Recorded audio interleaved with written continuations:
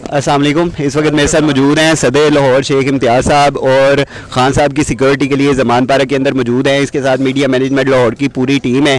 शेख साहब से बात करते हैं और उनसे पूछते हैं कि क्या रेड लाइन क्रॉस करने दी जाएगी। नहीं जी, ये तो इनका जो है वो शौक़ इन्होंने एक दफ़ा तो पूरा कर लिया अपना, और दोबारा सुना है ये तैयारी कर रहे हैं। राना सनावला मूँछों वाला कोंडा जो है, मैं उसको वज़ीर दाखिला तो नहीं करूँगा, जो एक पालतू उनका है एक बंदा, तो उन्होंने दोबारा से प्लान किया हुआ है।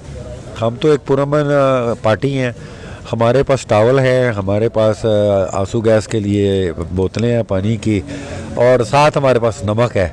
ये हमारा टोटल असला है और इससे मुकाबला करते रहेंगे। हमें हमारे वर्कर को पता है कि हम हक और सच पे खड़े हैं, और हक और सच की फतह ना हो ये हो नहीं सकता। इंशाल्लाह फतह होके रहेगी।